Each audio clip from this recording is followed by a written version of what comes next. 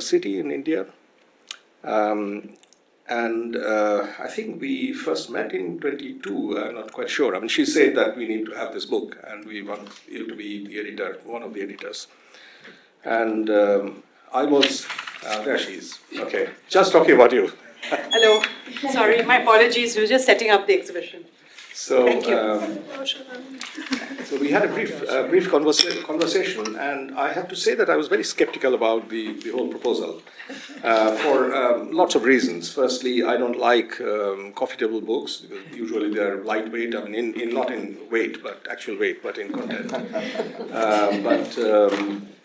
Also, I was very skeptical about her ability to lead and deliver, and I was just busy with other things, so I said I won't join. But then something strange happened. It's either her tremendous passion for this project inspired some of us, it kind of transmitted, or her tremendous persuasive power, maybe a bit of both, worked. And soon enough, we had a team of editors and contributors that included some of the top names in textile history from different specialism, region, period, objects. Also designers, conservators, curators, activists together. And what emerged looks like a coffee table book, very richly illustrated, but it's also a very highly competent handbook on this subject, and an extremely ambitious one. It's not specifically about one thing. It's about lots of things and connections between these things. History, contemporary work, workers, all sorts of ways, objects, of course.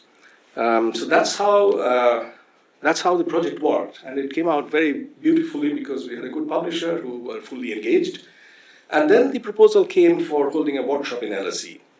And when that came, we thought that we should do something to celebrate the book, of course, but not just that. It should be an occasion to do something similar to the book, which is to bring together this expertise connected with textiles, but from very different fields, into a conversation, and use our base in London to the fullest advantage to get the people whose work inspires us in one room. And that's exactly the idea behind this workshop. So, of course, we will be talking about the book. Darshan will talk about the objects on display in Shaw Library upstairs. All of that is part of the program. There are also a few copies for sale. But beyond the book, what we want to do here is share your ideas about textile heritage and how that transforms our lives today. Thank you very much for being here, all of you. I think it's my duty to point out the fire exits. And there's one behind you. Is that a fire exit? Yeah. No, okay. It is, yes. Yeah. But that's not one. So, yeah. And the toilets are outside, just outside this anteroom. This little room will have the lunch delivered, but you don't have to all stand there and eat. You can bring your stuff inside. After lunch, we'll move to the Shaw Library for the afternoon program. Once again, thanks for being here, and thanks for joining this event as participants, as speakers. With that, I'll hand over to my co-editor, Sonia, for the next program.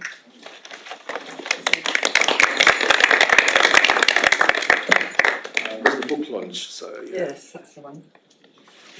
Hopefully. Oh, could we just have the full screen? Okay, yes. I don't want the other one. Yeah. Do you know how to do that? I should do. It's a different setup from mine. Yeah, Can we just have the main image, not the side one? I think it's presenter view or something. End it and then you go back into Okay. slideshow. Yeah. Yes. And then if you press Yeah, no, that's what we did, but this one came. Okay, let's see what displays. Yeah, that's okay. Yeah. Thank you. Good morning, everybody.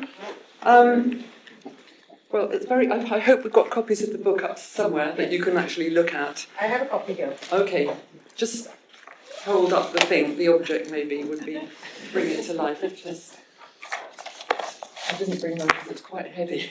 Yes. So this is the book.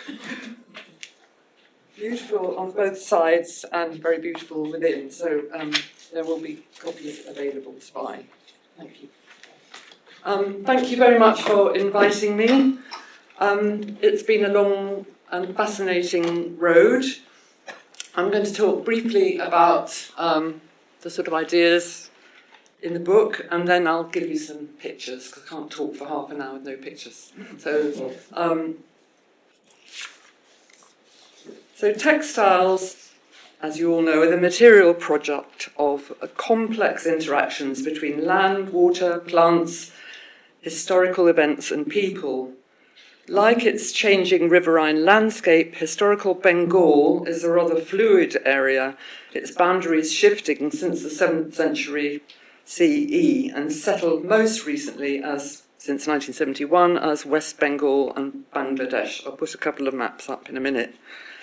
So these changes have been reflected in its great variety of marvellous textiles, whose complex story our book has attempted to tell for the first time. So many books on Indian textiles, but somehow Bengal has been missed out as a whole. So this book differs, we hope, from most other stories of Indian textiles in its wide vision and historical approach. Here in this book, many voices tell the story of the textiles of Bengal in the widest sense. Textile scholars, practitioners, social, economic and art historians, museum curators, collectors and the makers themselves. Here you will find the songs, memories and labour of the usually mute textile producers. It's been a fascinating journey from the local to the colonial, from rural village to city museum, and a wonderful collaboration which I've been very honoured to be part of, with contributors from 3 continents and many different countries within them. Darshan Shah, founder of Weaver's Studio in Kolkata, never one to resist a challenge, had the vision and drive to make this project happen. Shubham China was the indefatigable and patient coordinator of the book, supported by Kavita Patel, and the publisher Bipin Shah at Mappin worked against the odds to produce the stunning volume. So without detailing individual chapters, I'll attempt to give an idea of the range of topics that the book covers. So I would just like to mention that Bengal is used as a shorthand for a much wider area, and for the sake of saying, not referring to undivided Bengal or Bengal Delta, I will just say Bengal, but that includes Bangladesh, and in historic times even a much wider area, including what is now Bihar, some of Bihar and other parts of India. So I hope you'll bear that in mind and accept that. This is where the project began. Weaver's Studio in Kolkata, with its unassuming exterior containing many treasures. It's dedicated to the production of very high quality handmade textiles and garments. Everything has to have the human hand within it, I would say. Not only that, but the Weaver Studio Resource Centre has built up a collection of historic textiles, which contains now more than 1,500 rare textiles, preserved in museum quality conditions. And you probably know this is quite unusual in India. Very often textiles are not kept in very optimal conditions, even in museums. The collection is particularly celebrated for Bengal textiles such as Kanta, Baluchari and Jamdani, which you'll see a few examples of. So it is literally as professional as this, I would like to say, and open to the public. So if you're ever in Kolkata, don't miss it. A previous initiative by Weaver Studio was the exhibition, sorry, it's not a very good picture, Baluchari, Bengal and Beyond, held in 2016, followed by a book, Baluchars, the Woven Narrative Silks of Bengal.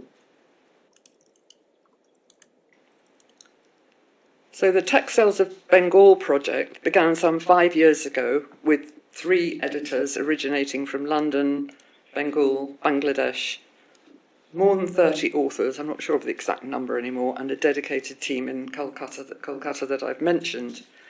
The project didn't stop at a book, of course.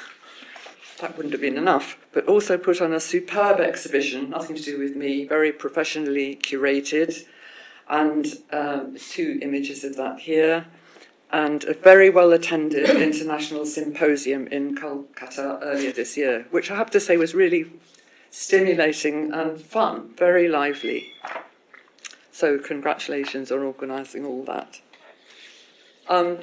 It's impossible to get satisfactory maps of the Greater Bengal, if you like, but I just wanted to indicate that the boundaries have constantly changed through time. So at the top, you can't read all the small print, but basically it was part of the Mughal Empire.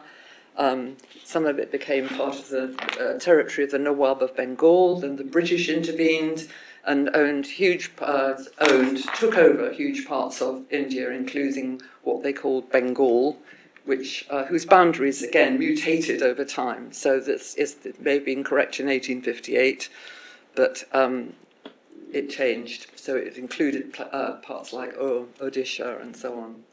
Since 1971, Bangladeshi independence, Bangladesh and West Bengal have been separate, as you can see over here.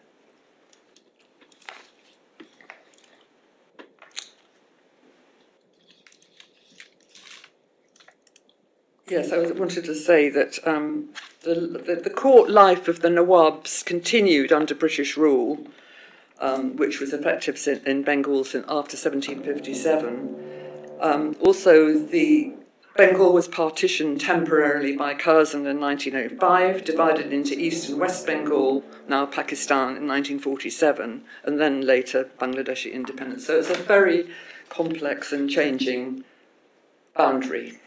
Let's put it that way. I think one of the crucial things about Bengal that the book tries to highlight is the importance of water.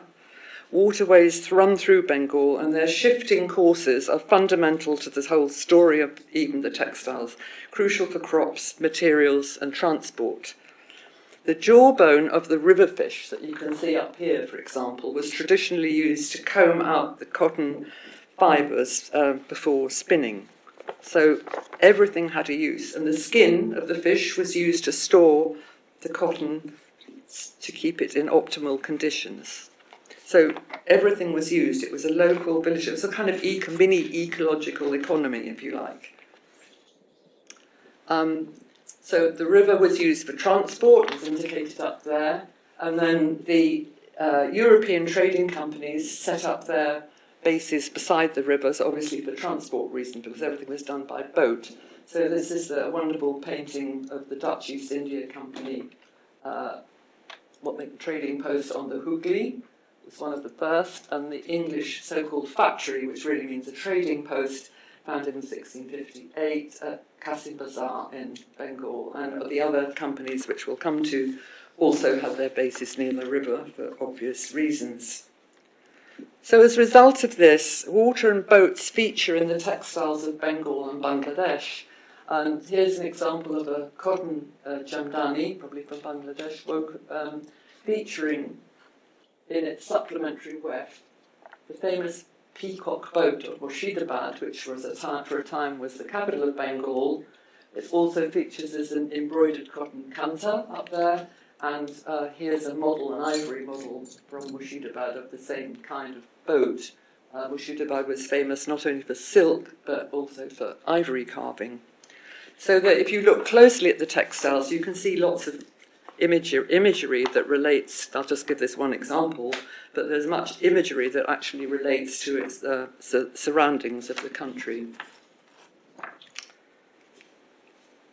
Bengali textiles were traded far beyond the subcontinent. So here's a piece on the left, it's made specifically for the Hajj or pilgrimage to Mecca, and it may have been probably part of a headdress.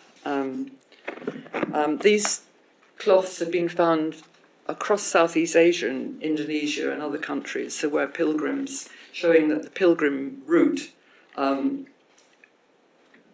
the pilgrims from those countries used Bengali textiles, actually. Huge quantities of Bengal muslin were also traded to the Ottoman Empire, worn as turbans by sultans and courtiers. You can see this beautiful portrait on the right. The state was chided for spending so much money on importing Bengal muslins. So Bengal was rich in natural resources, and there's a section of the book devoted to this. Here are jute and indigo. Extraordinary, this picture was taken in 1970. Could have been any time, probably within the last 200 years, if there'd been cameras around. These commodities made fortunes for foreigners, particularly the British, including the jute barons of Dundee, but at a huge cost to the population of Bengal, which is another subject that not to go into at this moment.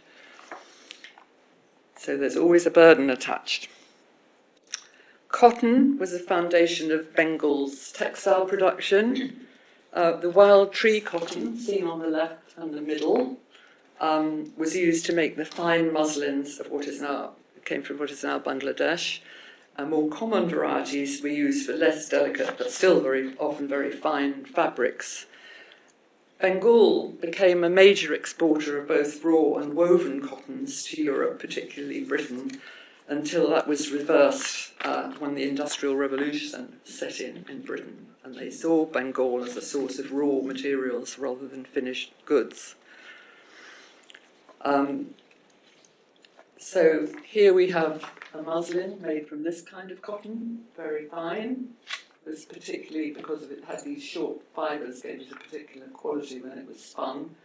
Sari from Shantipur, which would be probably being made from the other kind of cotton. And the popular sort of almost low-caste gumcha cloth that has now become almost a fashionable item of wear. It's worn traditionally as a sort of head wrap or a dhoti or to wipe your face and so on, but it's now become quite a popular thing. Silk was another key natural fibre. Its complex history is detailed in the book by Karolina Hudkova. And this little map I found put by a sari company sort of shows indicates the different types of silk that are available. Some of them are sort of wild silk, eri silk, muga silk, mulberry silk, tusar silk, and some are more laborious. Some involve boiling the cocoons, and others let the silk come out naturally. But they all have different qualities of silk. This, for example, is waste silk that's left over from the normal weaving process, dyed with I think madder, I'm not sure. So on the right, the top here, is a piece of muslin from the V&A that is embroidered with cotton, tussa silk, and also muga silk, the golden-coloured thread. And it's very beautiful needlework. There were many kinds of silk production, including the Baluchari saris, which had wonderful figurative imagery in them, such as including railway trains, boats, and in here a horse and carriage. And on the right, another kind of silk production, silk bandana handkerchiefs from Murshidabad using indigo dye. So that's just a few examples of the kind of silk products that came out of the area. The book also looks at the world of the Bengal textile worker. On the left you see an image of a Mughal karkhana, or workshop, which was exclusive to the Mughal courts, and the weavers are not allowed to work for anybody else and only had to produce their textiles for the court. And I kind of sense that this was a system that was very tightly controlled, and probably a system that the English East India Company found easy to take over because it was already established. So they then set in the same kind of controls. I don't have evidence of that, but I'm sure that's what happened. And here is a Bengali woman spinning. So we're talking about handmade textiles throughout the issue of machinery comes in, but on the whole, focusing on the handmade.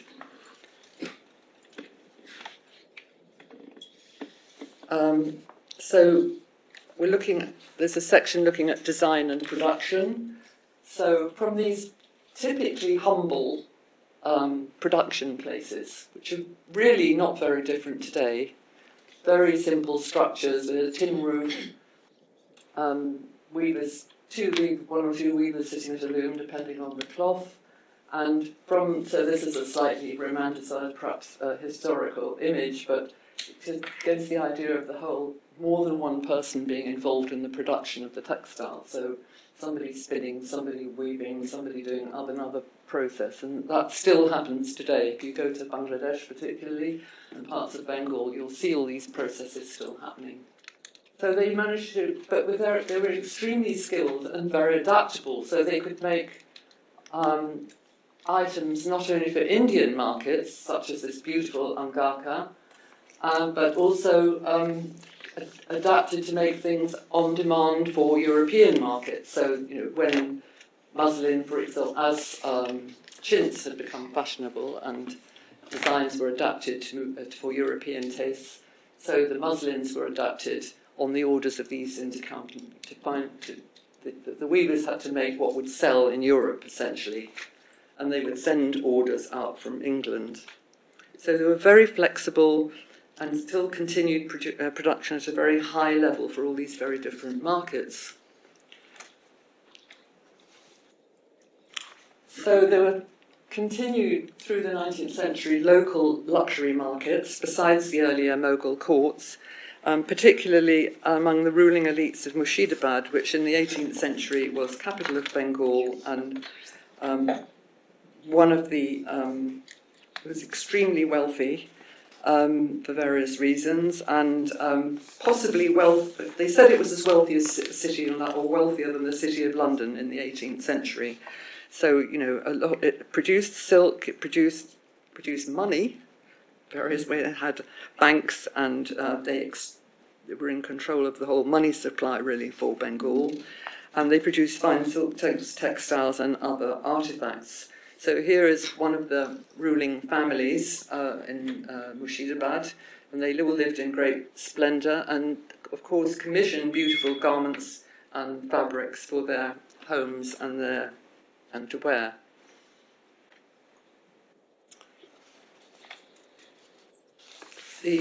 Among the huge variety of textiles in Bengal, the book also looks at ethnic and tribal textiles mostly from the hill regions in the north-east. Here are very different types of weaving, like weaving on a backstrapped loom and using eri silk, which was locally produced on the right. The fabrics come in much narrower widths when they're woven on a backstrap loom. So there are many varieties of this, which I can't really go into, but every area had very different type of, specific type of weaving and garments, traditional garments that they still wear on occasions. The book looks at the question of both industrialisation and deindustrialisation, issues with economic and political impact in India that still resonate today. British manufacturers in particular were encouraged to regard India as I mentioned, as a supplier of raw materials and a vast market rather than a source of finished textiles. So what you get is things like this sample of cotton yardage made in Glasgow or around Glasgow, exported to India, but it's an exact copy of a sample that was sent to England, to Britain in a book of samples produced by John Forbes Watson. And this is as late as 1947. And there are many examples of this. Printed textiles made in Manchester, woven textiles being made in Scotland, all in imitation of Indian fabrics, which were then re-exported to India, seeing this vast market that existed in the Indian subcontinent. So power loom is put in as just indicate the question of industrialisation. And below is an advertisement urging people to buy Swadeshi or home-produced clothes, which was related to Gandhi's movement, obviously, which was a resistance to both importing British cloth and also to industrial processes, because they thought, well, this will put hand workers out of business, which is still a problem today, a burning issue, as it were. So we look at trade, consumption, markets, through essays on the demands and interventions of the European trading companies, not just the eventually dominant English East India Company, but the Portuguese, Dutch, French, Scandinavian trading companies and American markets. These are all looked at in the book. Other chapters look at Bengal tribute textiles in Sri Lanka, collections of Bengal textiles in international museums, changing fashions in Bengal, the impact of Swadeshi, as I mentioned briefly, Swadeshi own country, made in the own country, and many other detailed observations that there's not time to address here. So at the top left, you've got samples of British cotton for the Dutch market. They were very specific about what they wanted and have left these extremely interesting books which reflect the tastes of the Dutch market. Below that, there is a printed silk bandana from the Murshidabad area, went to the United States, and really, if you think of cowboys and their bandana neckerchiefs, it all comes from this. Top right, there is a map, part of a map of the French map of Chandernagore. The French remained in Chandernagore from the late 17th century until 1950. Rather like Pondicherry, they were still governors there, extraordinary thought. So this is sort of vestiges of a French town there, and the chapter in the book tells you about the way that they produced and traded the textiles. Just to show a few examples of textiles that were exported. Here is a embroidered, tussa silk embroidered vestment for priests made for the Catholic Church in Goa on the left, and this type of embroidery we'll see again in the Portuguese cultures or quilts. In the centre, a Kandyan chief in Sri Lanka and his family. There was a big business in tribute gifts and gift textiles to Sri Lanka, so they are wearing possibly Bengali textiles, but there was a trade between Bengal and Sri Lanka, which is outlined in the book. And a beautiful skirt made in the Netherlands with Bengali silk on the right. So it's just to indicate the great variety of things and styles that were being produced and exported, often with directives from the end consumers. So all the East India companies would be very specific about what they wanted and send very precise instructions about design and so on. But of course the time lag was very great. By the time they got to England, they might have gone out of fashion. But 2 minutes, yes, I'm at the last slide. Okay, there's a chapter about the Great Exhibition and its impact, held in London in 1851. Now, India was given pride of place in this exhibition. It was at the centre of the whole enormous palace, Crystal Palace, as the jewel in the crown of the British Empire. And they literally had jewels there too. The textiles were singled out for their refinement and skill, and examples were bought as the foundation of what is now the world's largest collection of Indian textiles in the Victoria and Albert Museum. Just a couple of slides to show some of the beauties of Bengali textiles. Jamdani stole, this is a particularly specialised form of supplementary weft weaving, and on the right with additional metal wrap thread worked in black cotton. So there's a great variety using that technique. This is a detail of a culture for the Portuguese market. That's a quilt, kind of quilt or hanging bed cover. These are some of the earliest exports from Bengal to Europe, commissioned by the Portuguese, and again to show the skill of the embroiderers that they there in remote Bengal, they were embroidering Christian imagery, and very often things like coats of arms of important Portuguese families. So there's this whole kind of cross-cultural thing going on. And I think finally, a beautiful canta, which is a sort of folk but fine art tradition of embroidery in which many stories of local life and even maps of India sometimes are incorporated. And the detail in them is extraordinary, and they're done by untrained, sort of unskilled women in their villages, or have been. So I think that's it. I'm up. My time's up. Yes. Thank you.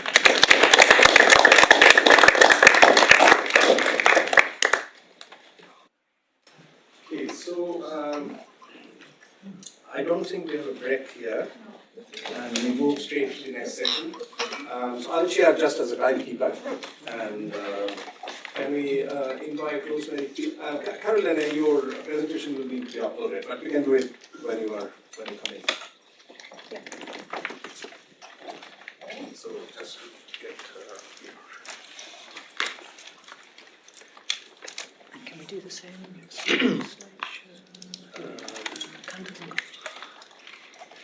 slideshow? I think we need to do that. Yes. Yeah, from the beginning. Oh, from beginning. Yeah. Sorry. Oh. This. No, it needs to be slideshow. Yeah. Yes. Excellent. Is that beginning? Yep, that's the beginning. Let me.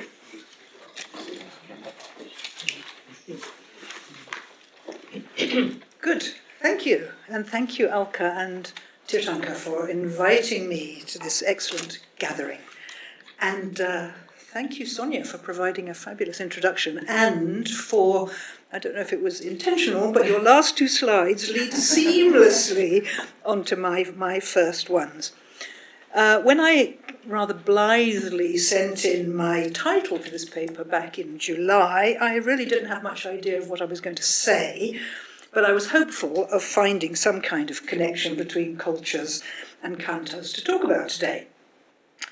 And when I got down to actually thinking more about the subject, a new element of the trade in quilts presented itself. So I've slightly expanded the title to Cultures, Cantas and Quilts, some early connections.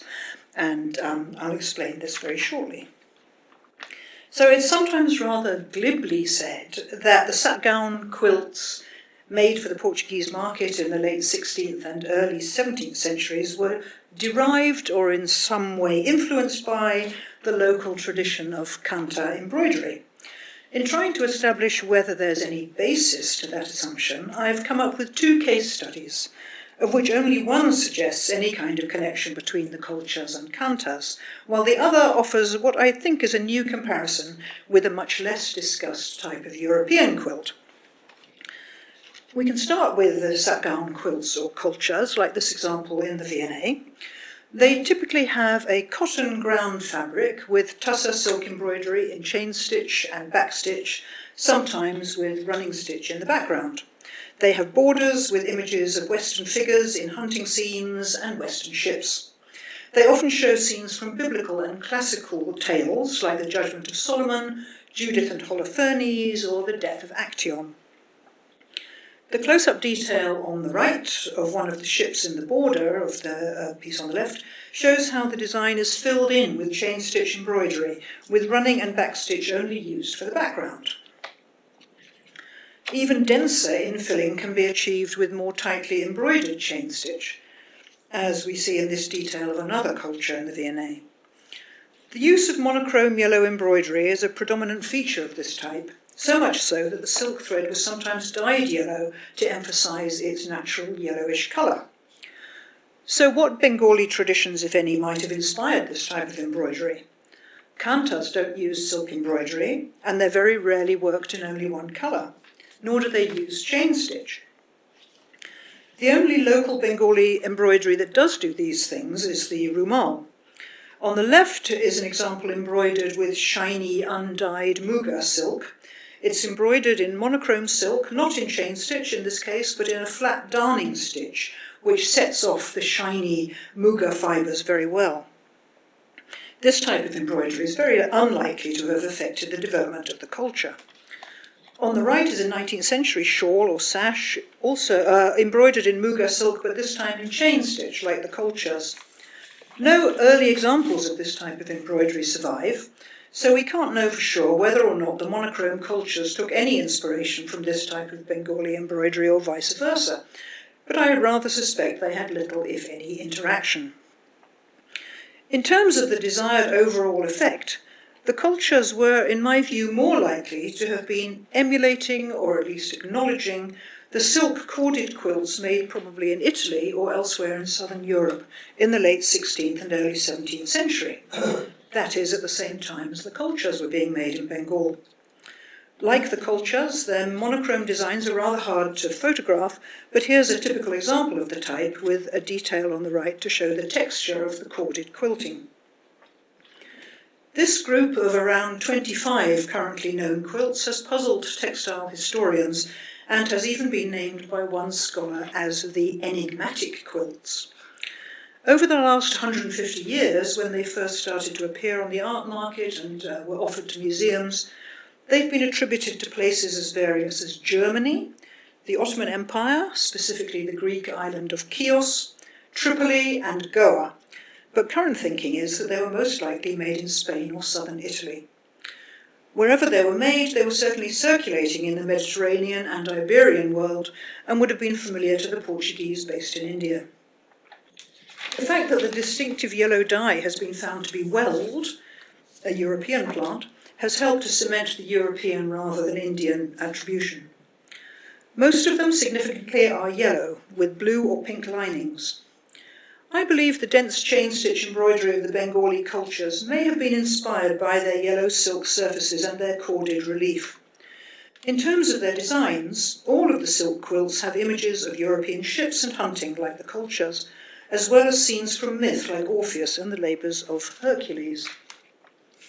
Here's another similar example from colonial Williamsburg on the left, with a detail from another one in a British private collection, which I think gives an idea of the relief, texture and the imagery of Western men in hunting scenes, as well as the ships, that we also find in the Bengali cultures. The use of roundels with royal heads is also common to the silk quilts and some of the Bengali cultures, as you can see in these two examples. And I hope you can see I'll point the heads at the top here and at the top of the culture.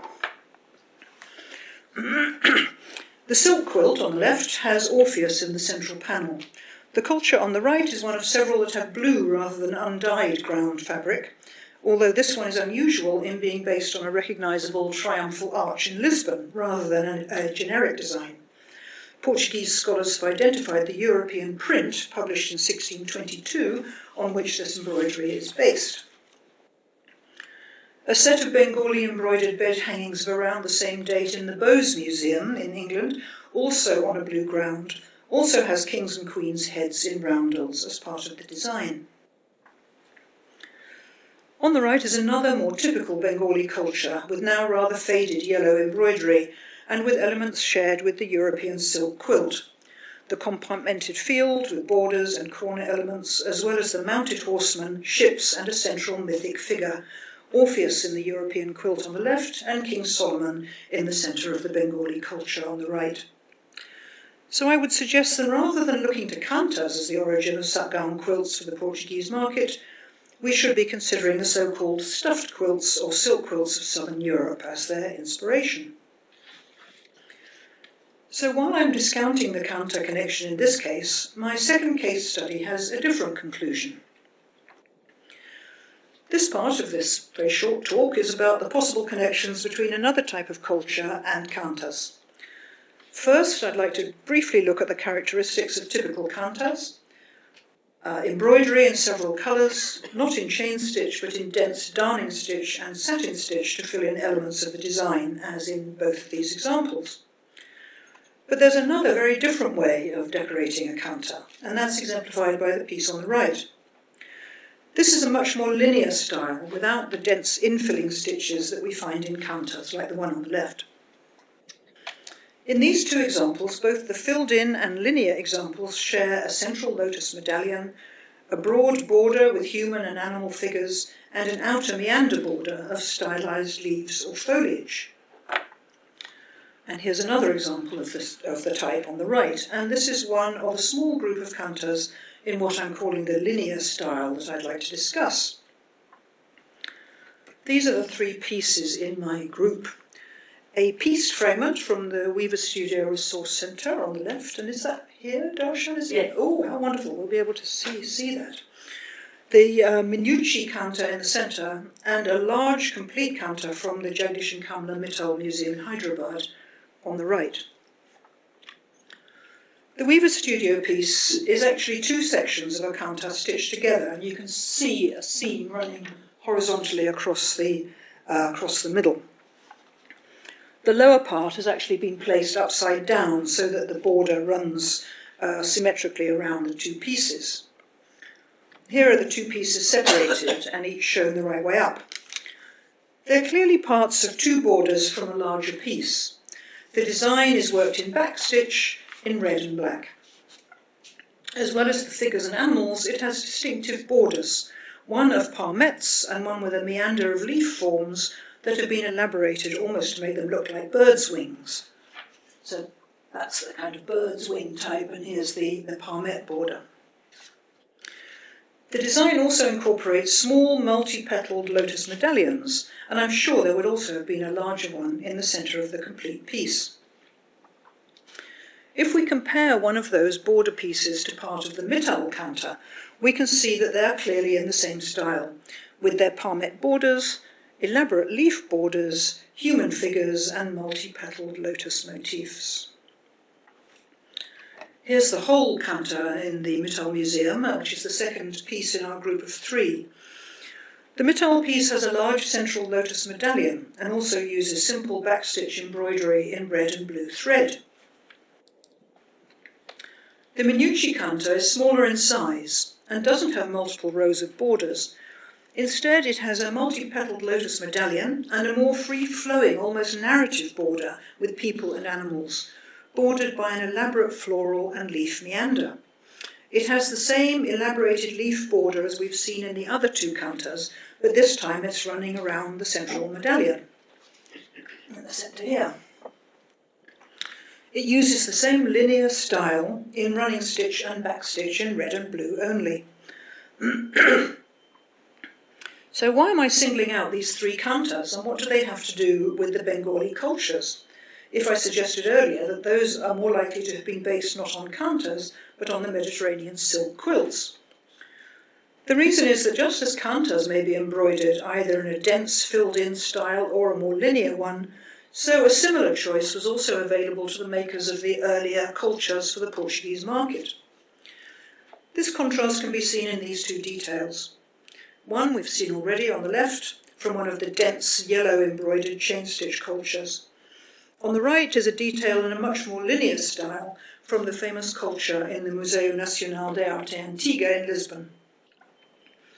This type is currently only known by two examples, this one and the culture in Hardwick Hall in Derbyshire, on the left here.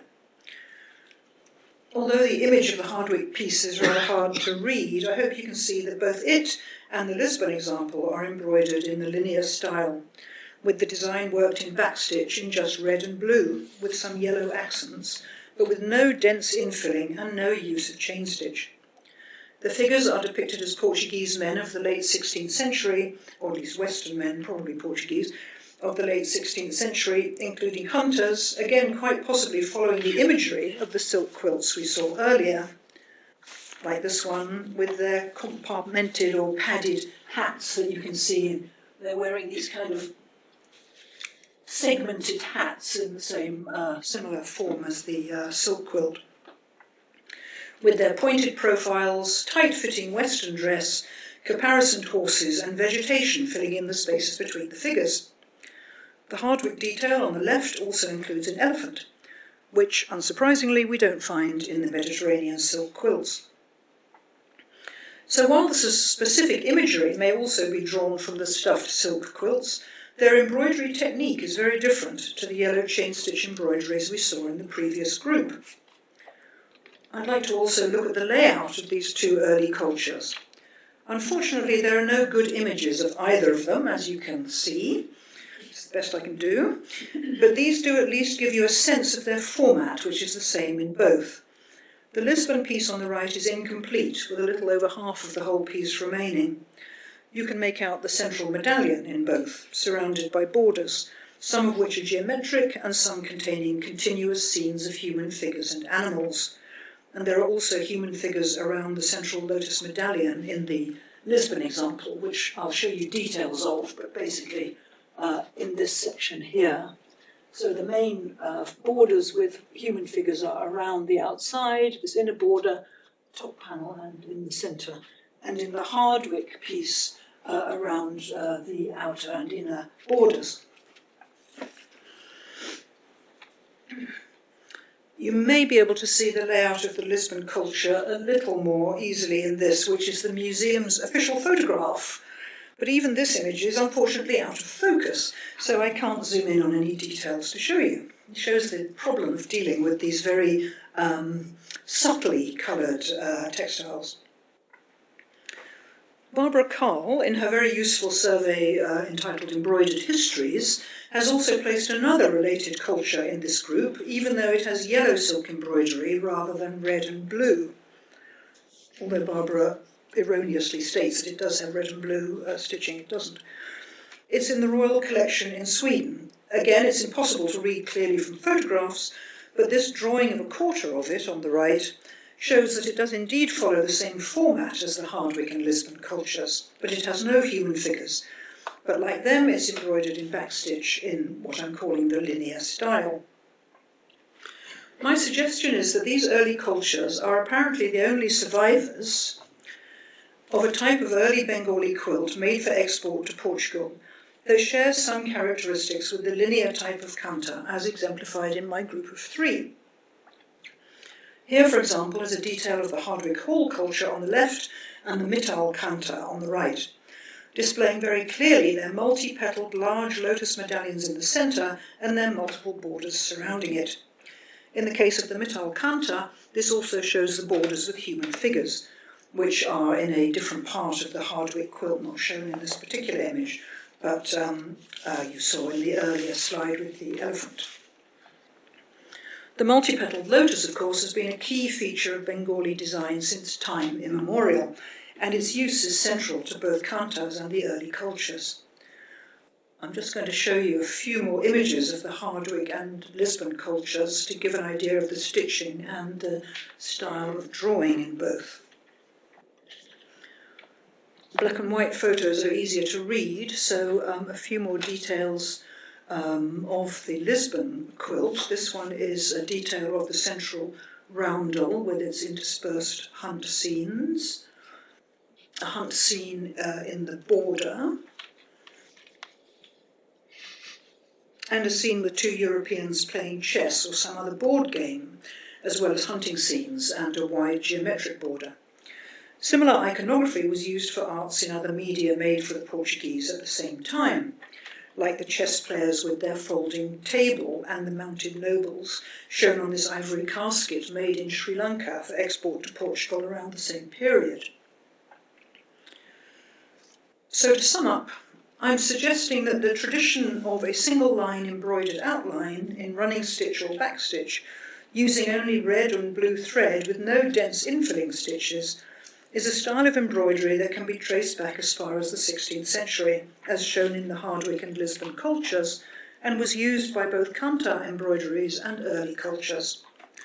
No early kantas survive from the period of the cultures, so we can't know if they were already being made domestically in Bengal at that time, in other words, which influenced which, but it seems to me that there is a connection.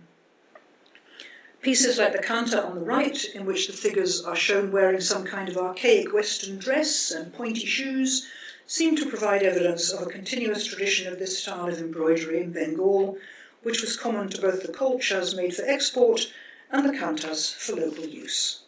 Thank you.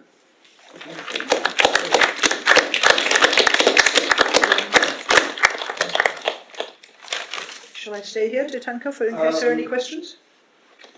Should we have the three presentations and then open up? Okay. That will be a little more opportunity for cross-cutting questions. So our next speaker is, I'm not a good chair. I mean, I've not announced Rosemary John Stiles, muslin as everyday fashion in 18th century England. Thank you for doing this. Thank you.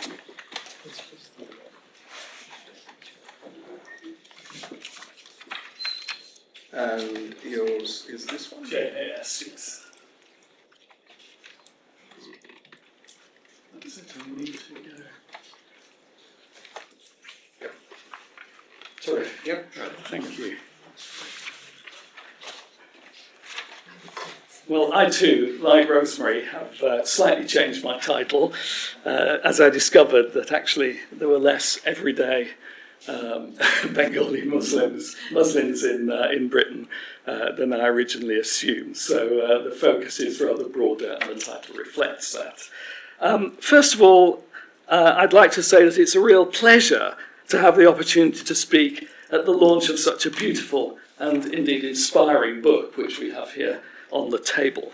Now, this short presentation will try to explore the economic and cultural connection between Bengal and Britain in the 18th century, and it will try to do that through the materiality of the Bengal Muslims that made the 15,000-mile sea voyage around the Cape of Good Hope from Calcutta to London.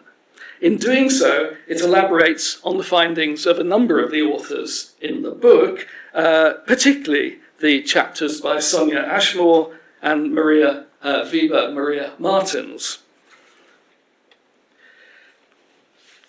In the course of the 1780s, muslin became one of the most fashionable fabrics for British women's dresses. The muslin chemise gown, famously popularised by the French Queen Marie Antoinette, which you see here, and I believe this is in the V&A Marie Antoinette exhibition, which opens, I think, tomorrow or in the next couple of days. But this muslin chemise gown, famously popularised by Marie Antoinette, and its high-waisted neoclassical successors, came to dominate women's fashion.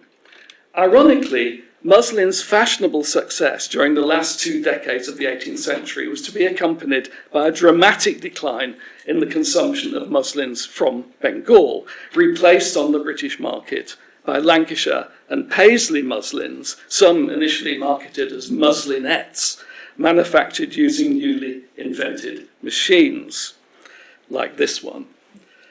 Yet muslin from Bengal was a fashion fabric in England long before the advent of the chemise gown and the spinning mule. Indeed, over the previous 100 years, muslin had gone through various permutations as a fashionable material, especially for clothing accessories. So this presentation sets out to assess that earlier history of muslin's fashionability, and it does so by asking 3 questions. First, what was muslin? Second, which muslins were imported to England from Bengal? And third, what were these muslins used for and by whom? Okay, well, first, what was muslin? Well, the word muslin, originating as an anglicisation of the French mousseline, is, like the word calico, a European contrivance.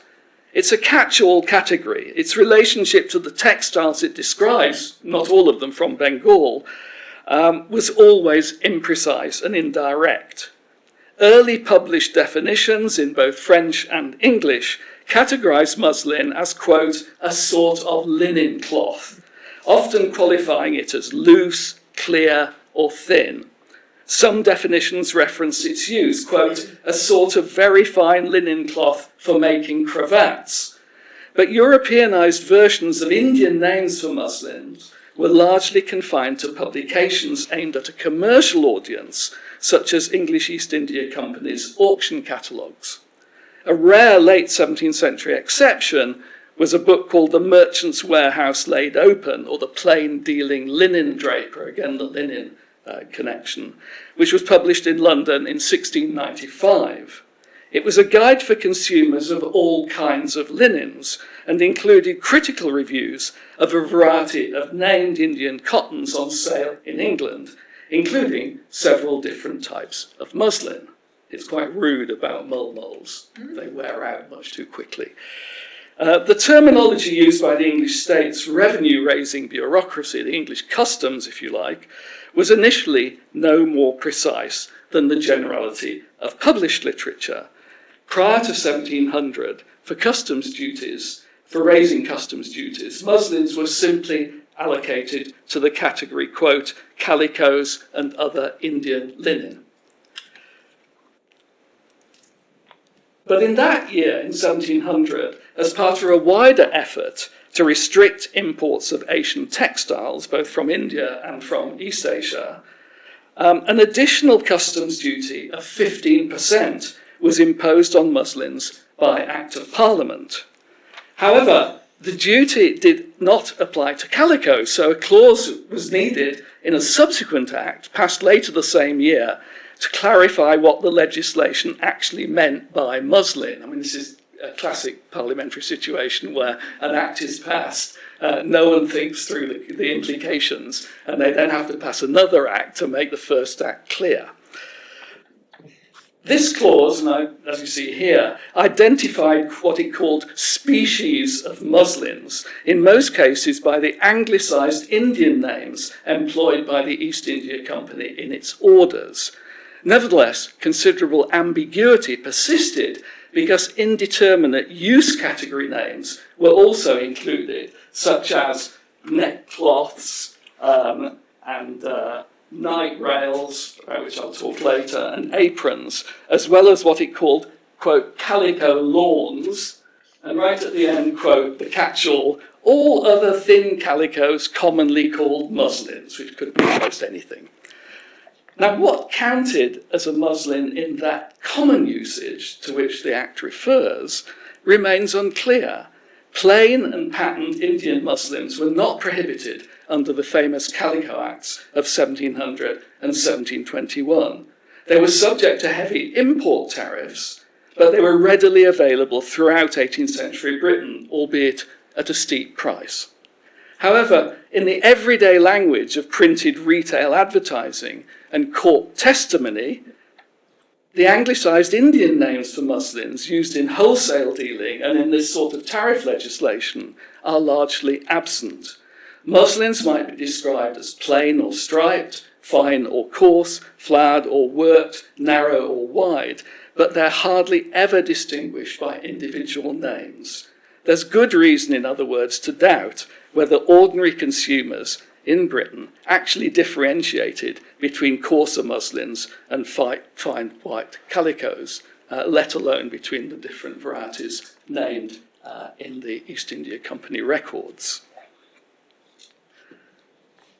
Okay, so which muslins were actually imported to England from Bengal? It's not possible to establish the scale and the composition of 18th century muslin imports using the English customs ledgers of imports and exports.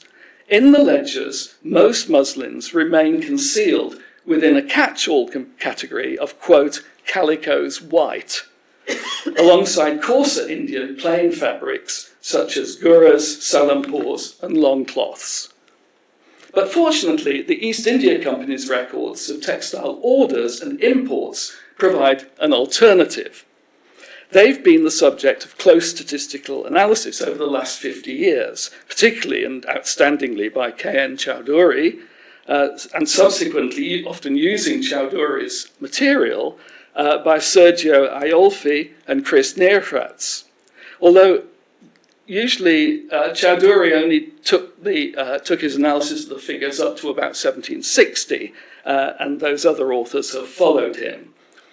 It's striking that the word muslin appears only rarely, although other East India Company documents do use the term, especially when issues around customs duties and broader import patterns were involved.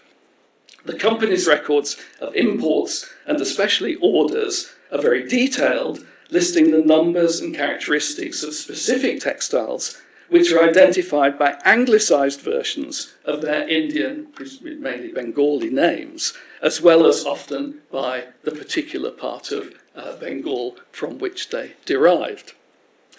Iolfi, drawing on East India Company import data assembled by Chowdhury, demonstrates that between 1707 and 1760, muslins, as defined by English customs regulations, accounted for nearly a third of all imports of Indian textiles by volume. We are at LSE, so there will be some charts and graphs in this talk. Nearstrat's data from the company orders, as opposed to the import records, from 1707 to 1751, allows us to focus more narrowly on Bengal, which was the source of more than 80% of all the muslins, all those categorized as muslins, ordered from India. And Bengal imports, as you can see from this pie chart, were dominated by three types of muslin. I hope you can read the list on the right, but it's pretty clear from this that Kossars, mulmuls, and tanjeebs accounted for the vast majority of what the East India Company was bringing to London. So together, those three categories accounted for more than 3/4 of orders by volume. Now, almost half the Bengal orders, as you can see, were for Kossars alone. What's immediately clear from these figures is that the East India Company was importing only very, very small quantities of the finest, most expensive muslins, such as nine souks or jamdanis. Tanjeebs and Kossars were relatively cheap, selling at the East India Company's sale in September 1719 for an average 38 shillings per piece and 46 shillings per piece, respectively. Mulmuls sold for more, 65 shillings per piece on average, although the variation in mulmul auction prices, which ranged from 49 shillings to 95 shillings, was far greater than for tanjeebs or Kossars, which suggests that behind this label, mulmuls, lay a whole range of different qualities of cloth. Now, we can observe some of the considerations that lay behind variations in price by examining rare samples of named muslins that survive in the catalogue of the 1735 Swedish East India Company sale at Gothenburg. Some of the material from this sale is used in Viva Martin's chapter in the book, although she doesn't actually talk about these muslins. Samples survive there for 3 Bengal muslins, 2 Kossars and 1 Terindam. The cheapest was a Buron Kossar, this one at the top left-hand corner. In other words, a Kossar from Buran Orang, I think Orang is the right word. These are the locality as defined by the East India Company where this particular variety of Kossar was being produced. And Buran is near Santipur, about 50 miles north of Kolkata. The Buran Kossar is composed of threads that are coarse, although fairly loosely woven. A Hariel Kossar, another type of Kossar, this time from Hariel Orang, about 80 miles west of Dhaka, is also fairly loosely woven, but with much finer threads. That's this one here. It's sold at auction for twice the price of Buron Kossar. So this one is twice the price of that one. And finally, the Terindam in the bottom right-hand corner has even finer threads, and as you can see from this micrograph, is woven so loosely that it's substantially transparent. It's sold for 3 times the price of the Buron Kossar in the top left-hand corner. At the 1719 English East India Company sale, those relative prices I gave before are from the Gothenburg, Sweden sale, but the 1719 English East Indian sale, a decade and a half earlier, there Terindam sold for an average of 70 shillings per piece, slightly more than the average price paid for mulmuls and considerably more than the average prices paid for Kossars and tanjeebs. And it's clear from Nearsat's figures that the East India Company was buying a lot of these Buron Kossars. They're the second biggest type of, one of the second largest categories in their orders.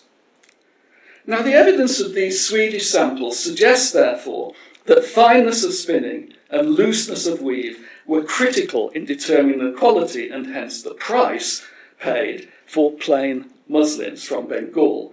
It also indicates that there were considerable quality variations according to the locality where these muslins were manufactured. And that's quality variations both within the standard categories of muslin recognised by Europeans, such as Kosa or Mulmul, and also between those categories. Nevertheless, the Swedish sales evidence does support the evidence of the English East India Company's own orders that the majority of the company's muslin business was in low to medium quality varieties. The same was true of the muslin imports of both the French and the Dutch East India Companies during the first half of the 18th century.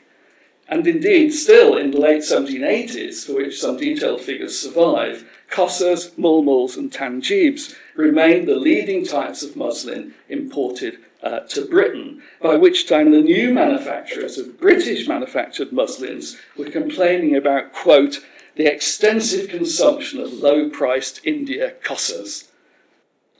Now, not all the muslins imported by the East India Company between the 1670s and the 1770s stayed in Britain. Re-exports to continental Europe and beyond formed an important part of the company's business in Indian textiles.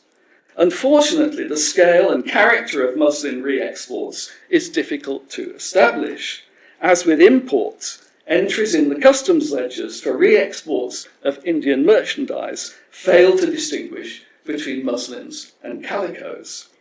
There are few alternative sources because once auctioned, the textiles ceased to be the East India Company's concern. So when these things were re-exported, that was not by the East India Company, it was by whatever merchant in London had happened to buy them speculatively with the intention of sending them elsewhere. However, statements by 18th century commentators suggest that relatively few muslins were re-exported as compared with calicos or chintzes and so on. So we probably are justified if we assume the types of muslins that arrived from India were broadly representative of those consumed in Britain. Okay, well, let's turn to that question of what were muslins for. Indian muslin was from the start an expensive premium fabric on the British market. Between 1685 and 1700, it accumulated a series of additional import duties which added to its cost. By 1719, the Kosas sold by the East India Company at the auction sale I mentioned earlier were liable for duties amounting to 30% of their sale value. The Terindams, 25%. I mean, this is the sort of territory we're in with American policy at the moment. This scale of tariff is analogous to the kind of tariffs Trump is imposing at the moment, and I mean this has real consequences for consumption. Although it's interesting that the more expensive, finer muslins actually paid a lower proportionate tariff than the cheaper ones. It was the cheaper ones that were really hit hardest. Like other Indian cotton textiles, muslin prices at source also rose markedly during the middle decades of the 18th century. So you have these loading with tariffs, and then that's followed by increased cost, purchase cost in Bengal over the middle decades of the 18th century. Now, in the British market, muslins competed with fine white flaxen linens, such as lawns, cambrics, and gauzes, many of them, like muslin, imported. And they also competed with some silks. And I think it's important to have a sense of where muslins intervened in the British market for textiles. To a considerable extent, all these fine white fabrics were substitutes one for the other.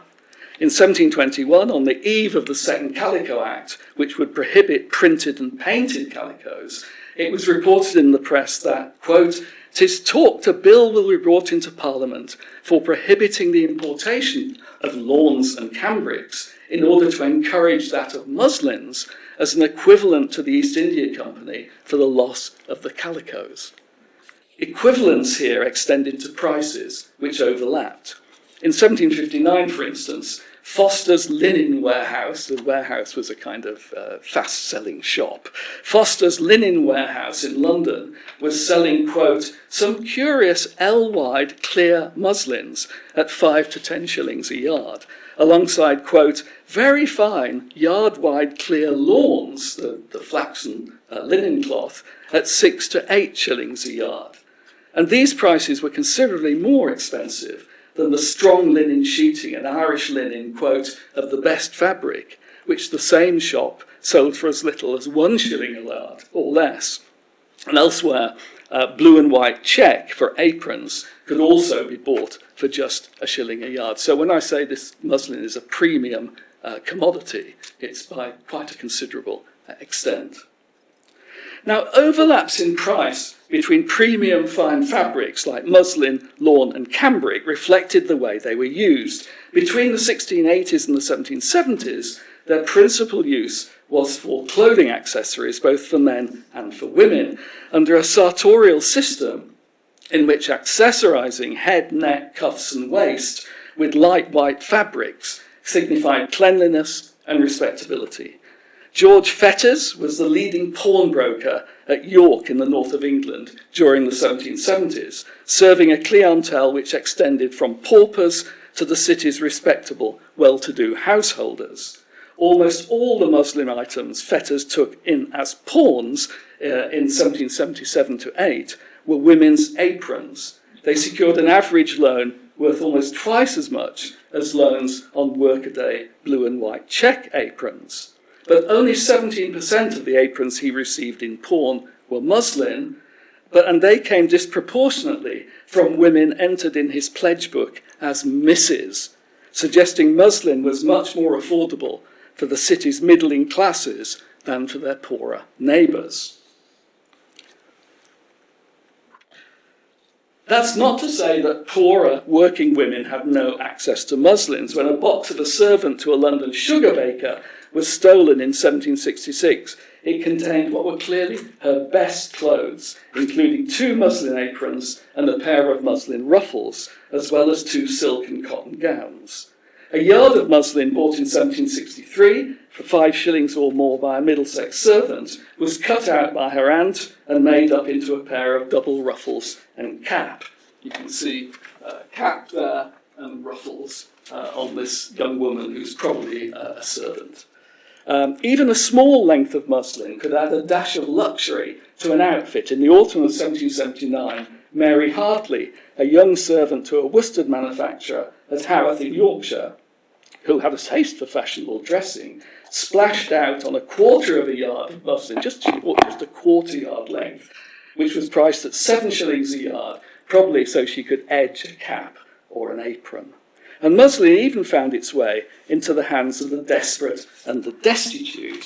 Several of the babies abandoned at the London Foundling Hospital in the 1750s had small pieces of muslin among their clothing, usually in the form of decorative cuffs or borders to caps and gowns. You'll see in this one, it's called a flowered worked calico, and actually it's obviously a muslin. Being so fine, but as I said before, this in popular literature, popular language, which would be used by the nurses at the Foundling Hospital who actually entered these words, the distinction between calico and muslin wasn't very clear. However, in the course of the century, from the 1680s to the 1770s, the clothing accessories made from muslin changed as fashion shifted, and with it the relative appeal of different fine white fabrics. We can trace the way those changes affected muslins in the records of trials for theft at the Old Bailey, the principal criminal court for London then as now. This is very like the Terrandam I showed earlier. in the Swedish sale records. From the 1690s to the 1740s, the numbers of trials involving muslin hover around 50 per decade. In the 1750s, we then see a substantial rise in the number of muslin thefts, followed by a dramatic acceleration in the 1770s, which would continue on into the 1780s. Although the relationship between the volume of muslins in circulation and the number of trials for its theft is unlikely to have been exact, the figures do indicate a substantial increase in stealing muslin items, and hence in their consumption, during the third quarter of the 18th century. So what changed? To address that question, this chart compares the proportions of different types of stolen muslin items for two periods with roughly equal numbers of trials. One early, the blue line, 1680 to 1709, and the other late, the orange columns, from 1770 to 1779. There was a significant gender aspect to these different items of clothing which should be borne in mind. Muslin aprons, neck handkerchiefs, headwear, night rails and gowns were largely female. Neckcloths were largely male. Ruffles were worn by both sexes. The most significant changes between the two, the early and the late period, are in the muslin items worn by women. You can see there's not much change in neckcloths.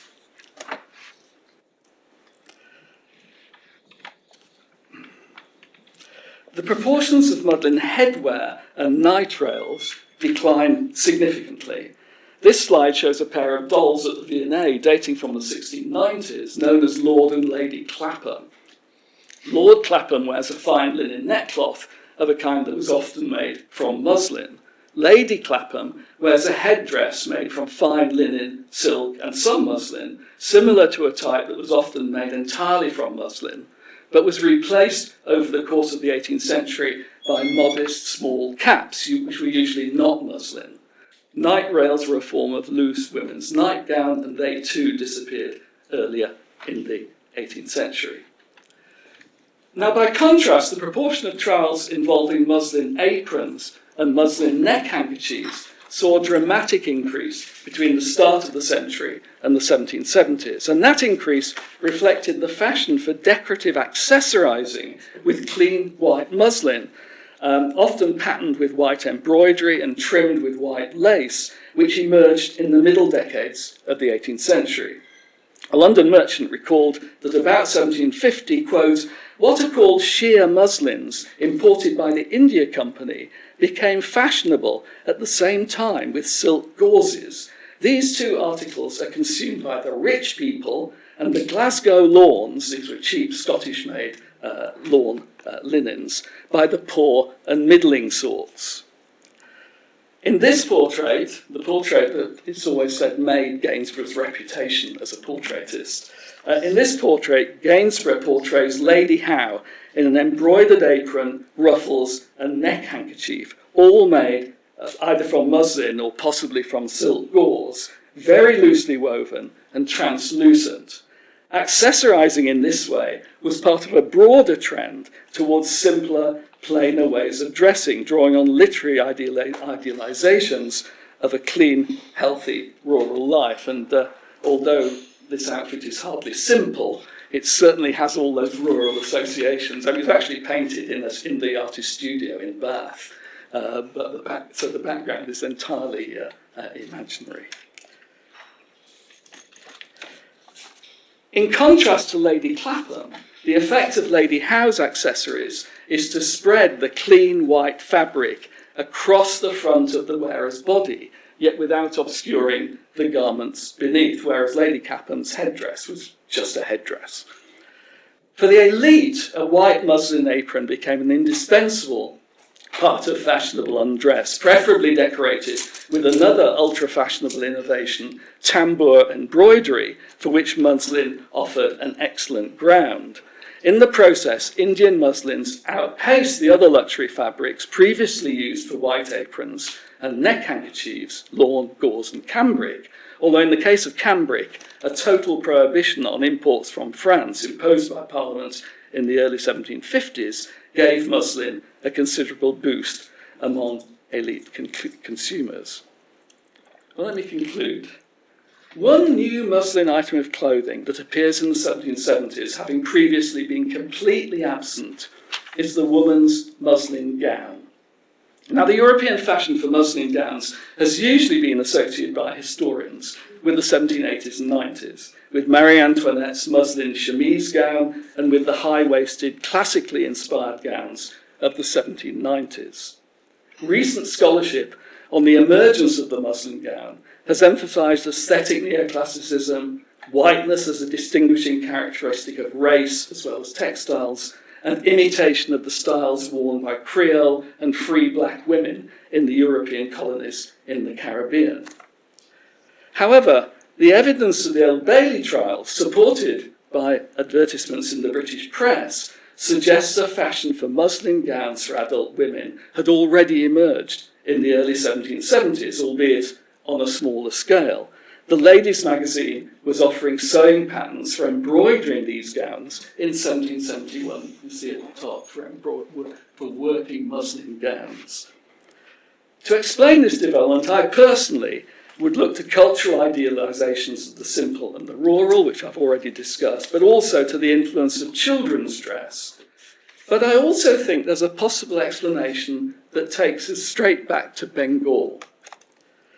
Jane Shrimpton pointed out in an article some 30 years ago that European women living in India were already dressing, appropriately enough given the climate, in muslin, as this painting by Tilly Kettle, his 1777 portrayal of the wife of the East India Company Bengal army officer John Fortnum, demonstrates. This was probably painted in Calcutta, where Kettle stayed for several years in the early 1770s. Bengal muslins may not have made the 15,000-mile sea voyage round the Cape of Good Hope in isolation. Perhaps they were accompanied by the muslin gown, the garment with which they were to be most closely associated in late 18th century Europe.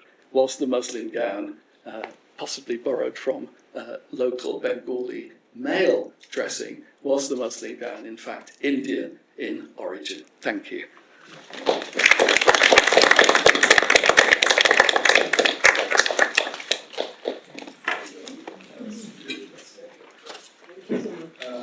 We have the third presenter. Yes, let's do it.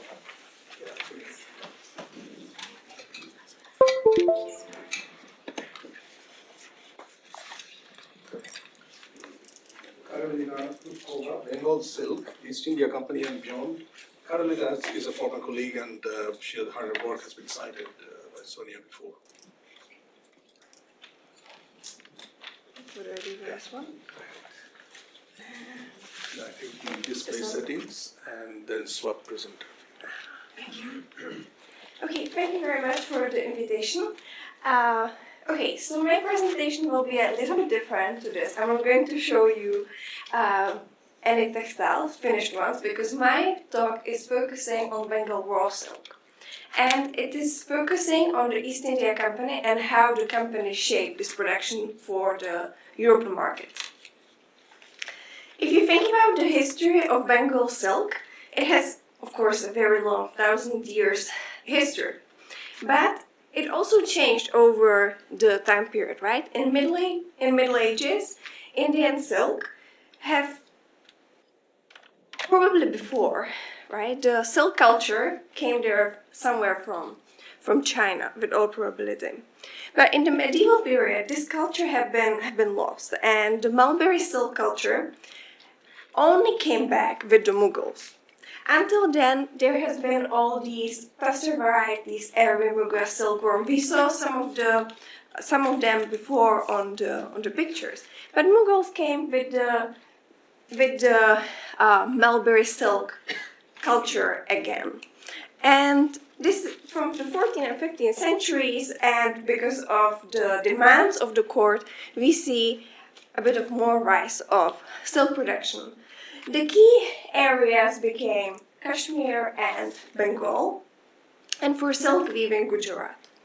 Now, here you see a map. This is from the 18th century, some of the places which became the major places of production, especially of raw silk, for the European markets.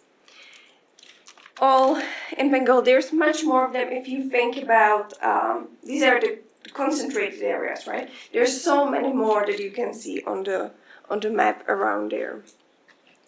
Now, in the early modern period, what is interesting, we have quite a bit from the travelogues. And the European travelers were really very much interested in the silks produced there, and they valued the quality. But what is interesting is that these qualities probably came from the weaving techniques that have been there, and from the fact that a lot of the silk have been mixed with other fabrics. Because in India, the consumers, it seems to value other aspects. They value the color of the silk, they value the origin of the silk, and because the weaving techniques were so good, they could produce very high quality textiles, like woven textiles. But the European consumers at this point had very different preferences. Their preference was for fabrics that are lustrous, that you can use fashionable designs on. And for that, you need a very fine thread. And this is something that the Bengal silk was not producing, for the obvious reason that there was much less demand for these type of lustrous, very fine, but also very demanding when it comes to the production. So we see a misstep from what the Europeans wanted and what the domestic production was like for the domestic local demand reasons.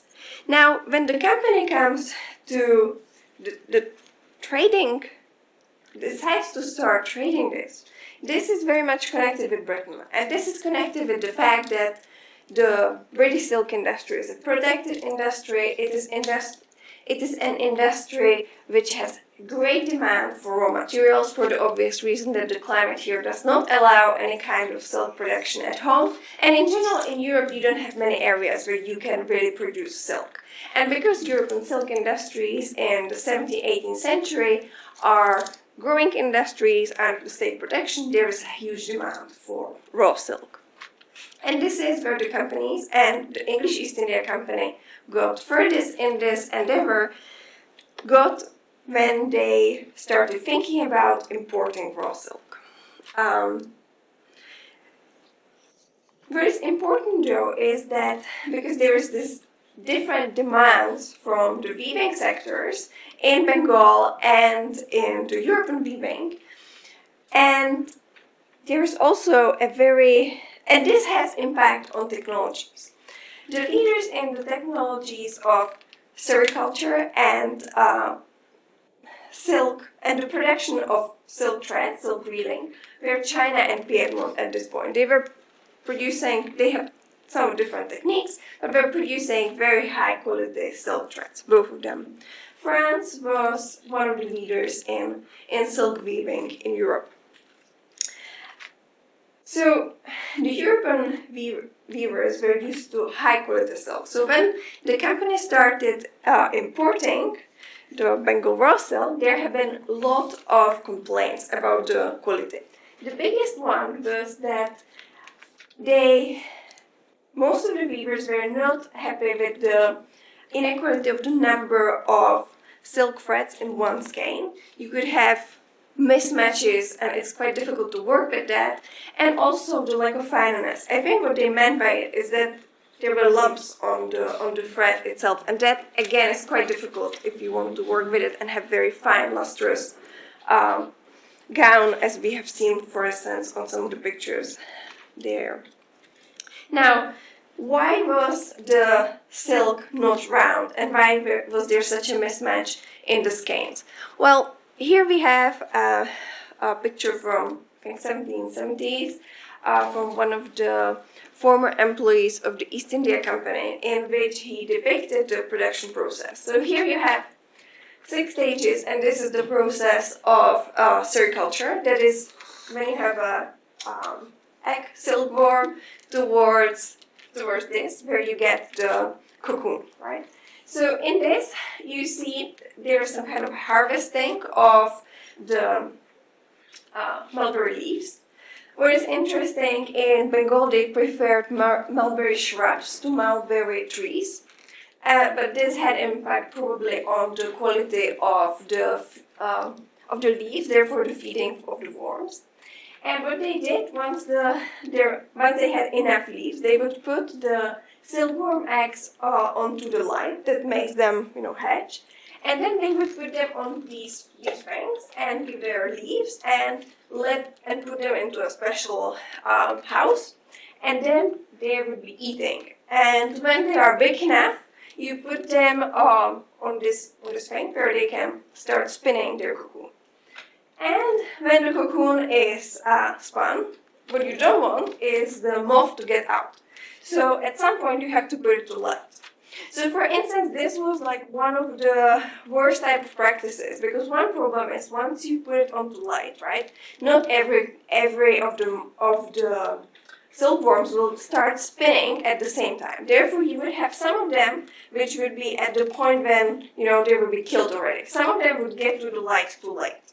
So a safer method was what the Italians, for instance, or the Chinese were doing, where they boiled them in water. So for instance, that was already like one of the reasons to not get as high quality silk, because if the moth gets out, it means it tears the thread. So you get more something like a waste silk. You don't get like the really round one, because the thing is not as long as it should be. It's burst. And here is the process that was also somewhat detrimental to the production. This is the process of reeling. You see the reelers on 7 and 8 here. This is the original process. So either the reeling from the cocoon would be done at home by the family, or, and it was much more common, that you would have these traveling reelers who would come to the places where cocoons were harvested, and they would produce the silk thread. The problem is that this process there's much less oversight over this process, right, than you would have under the conditions in Italy or in China. Also, the implements that they used were not as high-tech as you would have in China or in other places, which focused on the quality of silk production. So therefore, this type of a skein was not really very good for the European markets. So what the company did in the first round, they tried to employ these reelers called knockouts, and they employed the merchants who would then collect this silk and try to respun it and make something that would be more equal in the skein. But the problem is, if you're re-reeling a thread, right, you again have to put it into water. If you put it into water, it definitely loses its color, and probably also the quality is somewhat worse, because the gums would not fit so well to each other, and there are numerous problems, and also some of the silk would be wasted. So having the process redone is not the best one, as the company found. So what they did is, later on they started experimenting more. And they started experimenting at the point at which they needed really to transfer revenue from India to Britain. And this is when they got the Divani revenues in 1765. So this was a really great impetus for them to focus on Bengal silk production. What they did, there was 2 phases in this experimentation, and overall they actually invested over £1 million into the process of silk production. And their idea was to produce Bengal Italian silk. That would be the key for them. They produced something different, but they succeeded.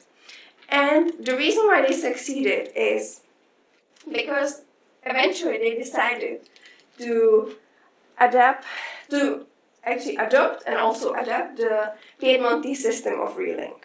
Because they found out that if they tried a re-reeling, that didn't work.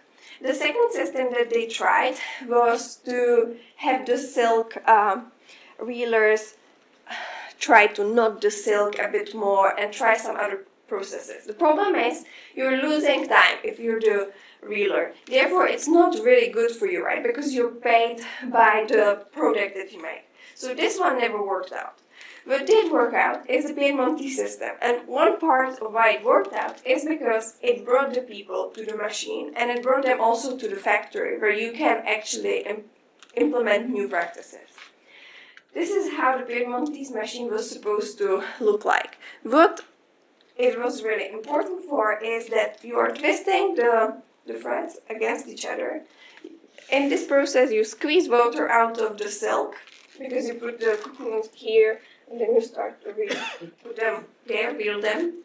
In the wheeling process, squeeze the water, you make it more round because it goes through this machinery. And what is the last thing? Oh, yeah, you get rid of the impurities and make it more round. So if you're under the best conditions, you really get a very high quality thread.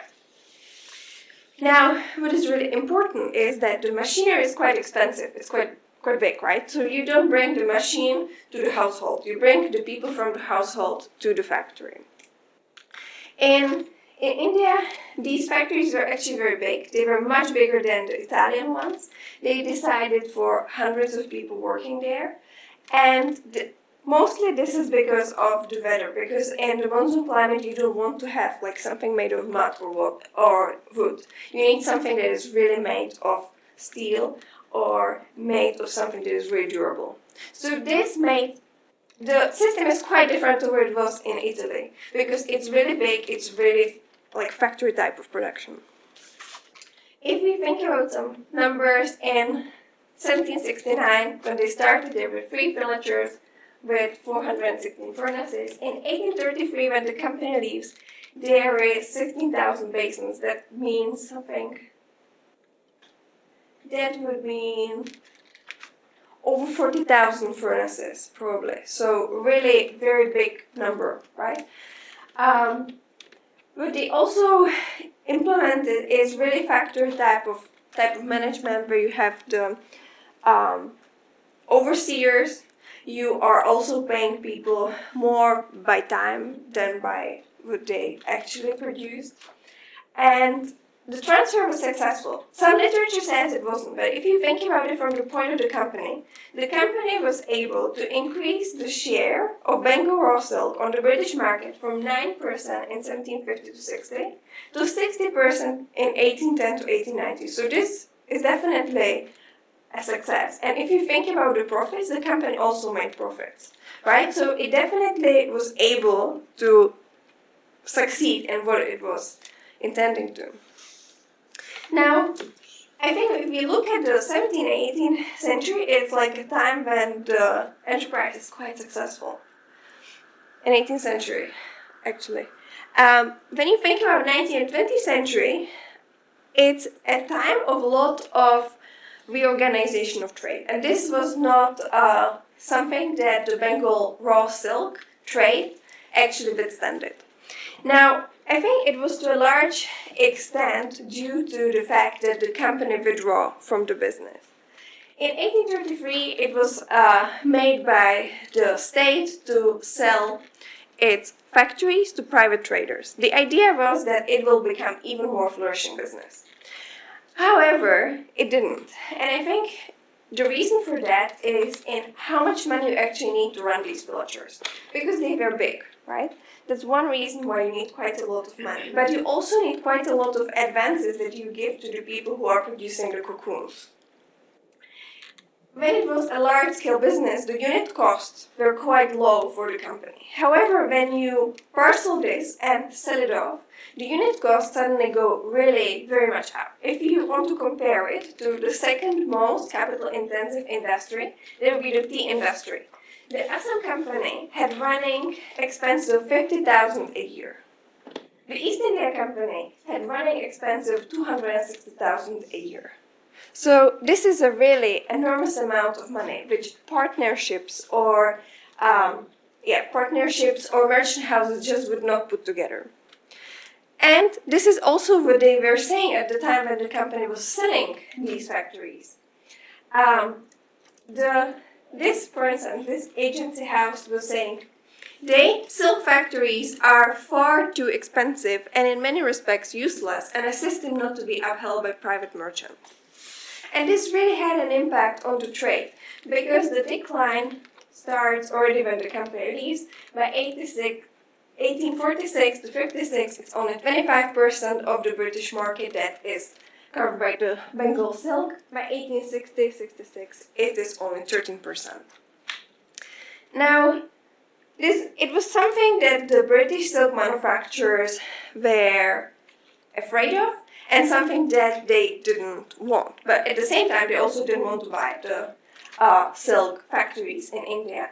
Joseph Grant, one of the biggest producer of silk woven products in Britain, was saying, "I should be exceedingly sorry as a large consumer of Bengal silk to see the company decline the raising of it, for I am sure if it gets into the hands of individuals, we shall have very little raw silk imported into this country from India in future." And he was right, because what happens is that, of course, there are a few successful businesses. Alexander Rogers, Messrs. Watson and Company, the Haldimand and Company. They produced raw silk of very high quality. They brought it to Britain. Unfortunately, there was not enough of these entrepreneurs. And one thing that is starting off already in the 19th century, immediately after the company leaves it, is that this is a time when silk industry, both especially raw silk production, is actually booming in certain parts of the world. It starts in Japan and in China. In Japan, it is a really very successful industry. And this is when Bengal starts to decline, because with the small scale of these producers, you cannot really either have all the information needed about the technologies, about competitors, and also you would not have as much money to invest into new technologies because the unit costs are very high for you. So what happens, you see soon focus on something that is already produced in India, and this is handkerchiefs, those bandanas that we saw before. The problem though, when you think about bandanas, actually they sold, when you think about the weight of the bandana in 19th century, they sold for less than if you had the same weight of raw silk. So in a way, they are less economical because you get less money for them than for the raw silk in 19th century. The other problem was that, of course, trade policies and limitations come into play, and very quickly, I think it's only like a few decades during which all the bandanas really come from India. Afterwards, there's quite a lot of imitation, and trade policy, of course, has a very important role because there's more support for the domestic production, and especially the French and the English start producing them. And at some point, their production is larger than the Bengal imports. So we see quite a big shift from the 18th towards 19th and 20th century. What was the impact? Well, if you think about the impact in Bengal, you see contraction of mulberry cultivation in the second part of the 19th century, increased production for domestic market, and very much interest in the wild varieties of silk. And this was also, I think, presented on the World Exhibition as well. Now, what is the effect? If you think about comparative perspective, I think this is a very important thing to consider, that Bengal already was one of the biggest silk producers in the world when it comes to the raw silk production in the early 19th century. But then in the second part of the 19th century, because it failed to further innovate, because of the lack of investment opportunities and the lack of scale, it fell behind the new starters of producing raw silk on large scale. That is Japan and China. And Japan really probably is the one who overtook this market, because they were able to produce what the Americans wanted. And they found this very big market, and this is where their textile industry actually started booming. So I think we see quite a big reversal. Okay, thank you.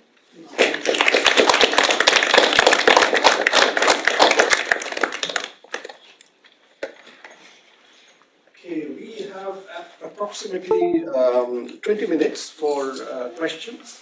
The three speakers, maybe the speakers can sit where you are, right? currently seated, but you'll have to look towards the audience. Yes, please. Can I ask a Yeah, question? of course. I have a question for Carolina. When do you think that India always had mulberry silk? It doesn't get into the records very often, but mulberry silks are wild in Assam and Bengal. They always have been. And they had the technology of using Arimuga tussar. So, even though the record doesn't show it very accurately, do you think that Indians always had a knowledge of mulberry silk and always were able to produce it, but it wasn't a major thing and so it doesn't get into the records? Do you have information about this? I think there is some.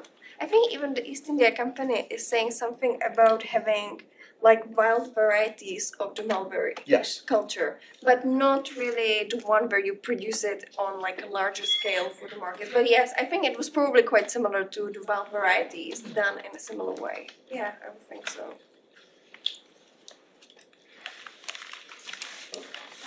I have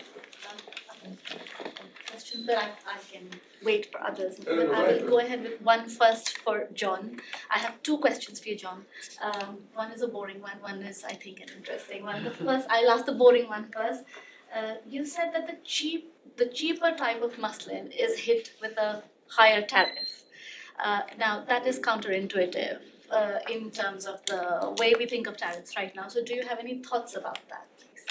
That's that's just because they put a standard tariff on everything. The tariff, so the rate doesn't differentiate. They allocate a rate to the product. And what I mean by that is they say, for customs purposes, we will assume that any piece of muslin entering Britain is, valued at 10 shillings or whatever. And so if the real value of the thing is lower, you're going to end up paying more proportionately than if the real value of the thing is higher. They take no notice of the real value.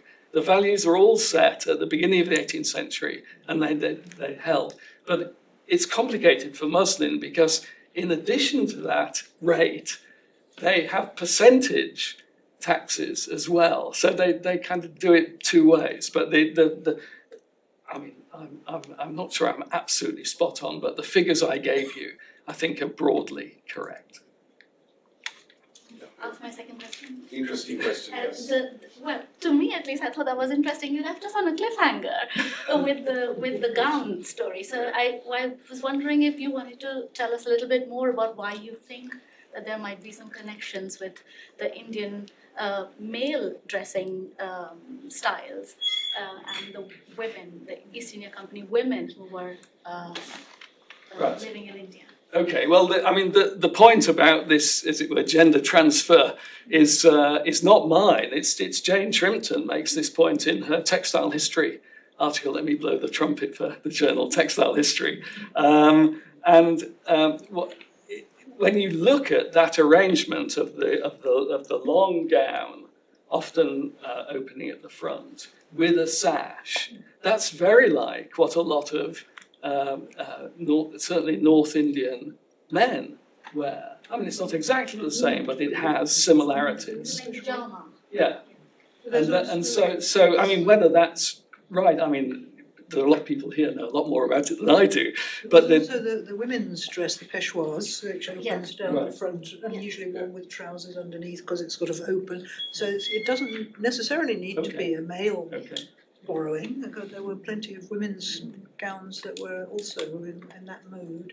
Can I follow up on that?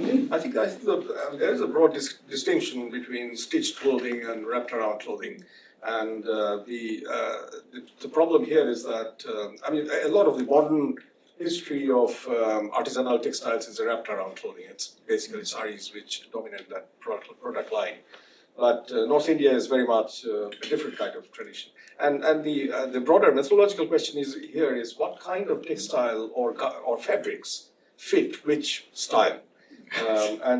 I wonder whether one of the messages coming from the very last, where you concluded, is that muslin is probably better suited to stitched clothing. Is that right?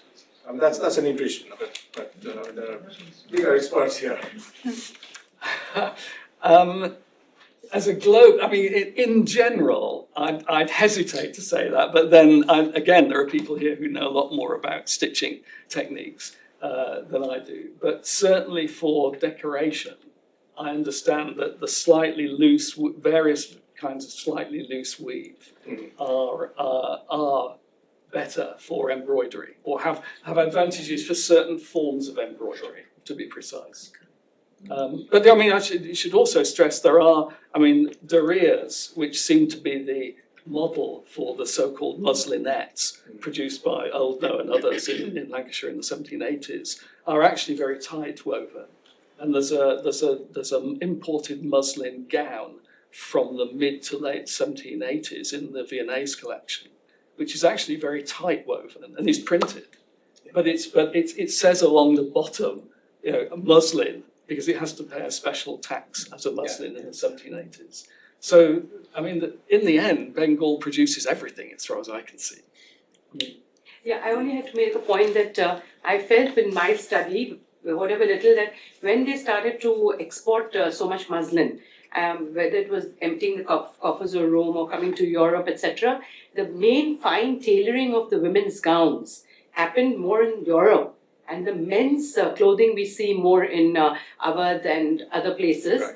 Whereas otherwise the muslin that was between 11, 20, 25, 35 meters was basically used in some form or the other for wrapping drapes, etc.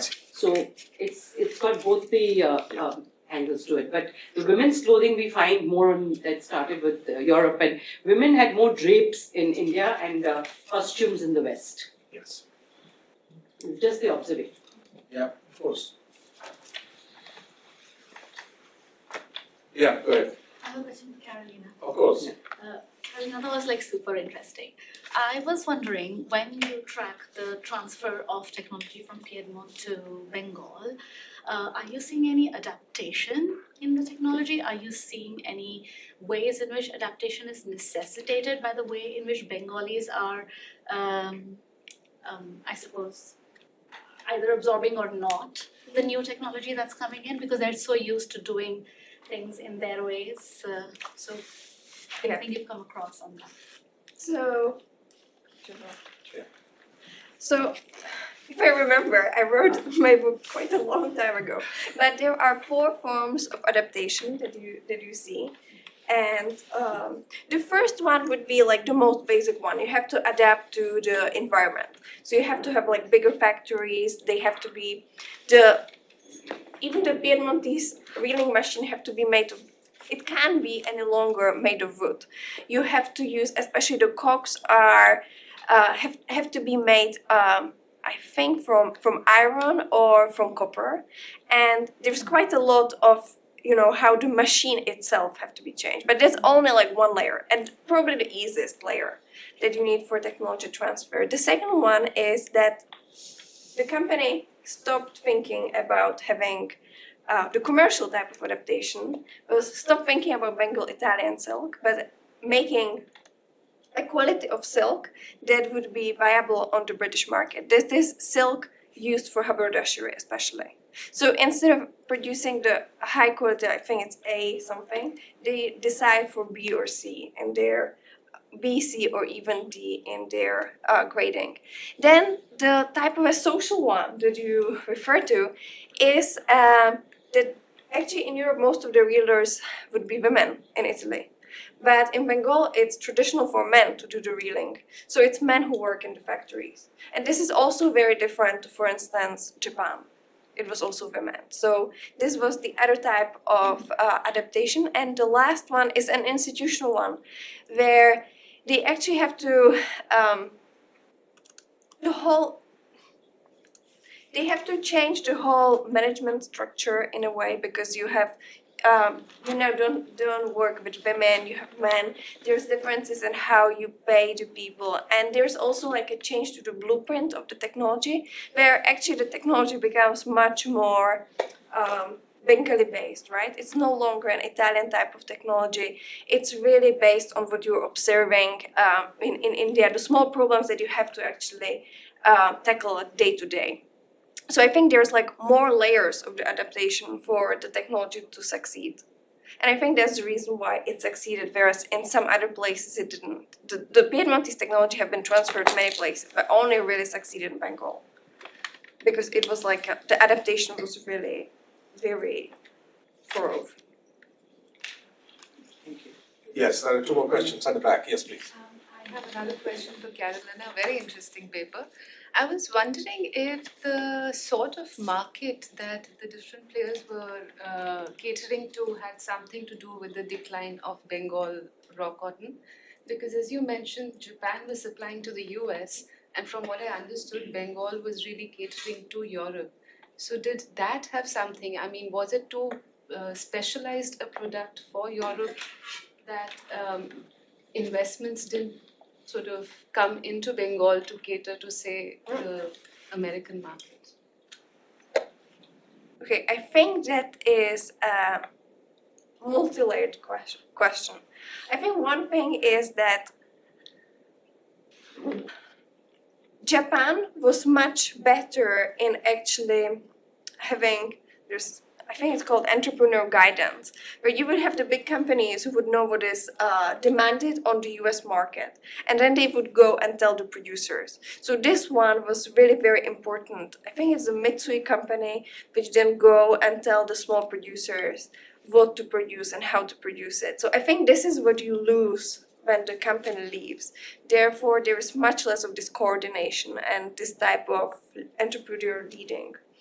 I think another one, though, is much more to do with the British Empire, because there's some new research on the finance and the finance flows in within the empire. And I think what you see from 1850s onwards is that you have much less money from London being invested in the British Empire, but rather it's invested in big infrastructural projects around.